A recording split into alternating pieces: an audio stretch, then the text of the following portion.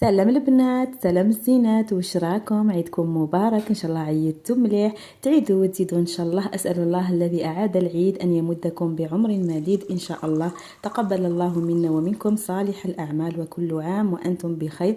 ادام الله عليكم الاعياد والبسكم من تقواه، قولوا امين.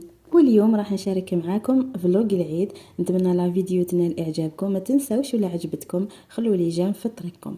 كيما شفتوا نضت الصباح بكري وقت الفجر، صليت صلاتي وشربت قهيوتي باش نفحفح الدار وندير شويه نيطواياج ونطلع في روحي.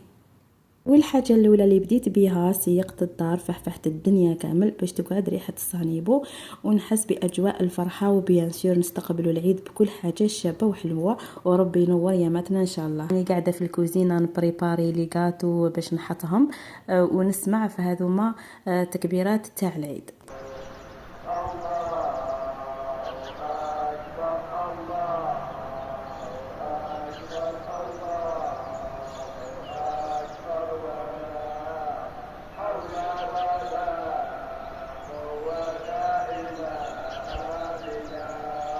وبيان سور صليت صلاة العيد غير في الدار، وكيما راكم تشوفوا جبت كامل لي غاتو اللي درتهم باش نحطهم فوق الطابله. ما شاء الله شوفوا لي غاتو مالغري ما كثرتش بزاف بصح خرجوا بزاف حلوين. هذا هو الشارم تاع العيد، كي تحطي هكا حاجه درتيها بيديك وتفرحي بها وتفرحي راجلك وولادك.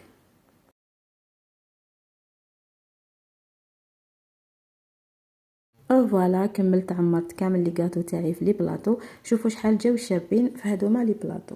وهنا ديت للصالون درت قاعده مع راجلي.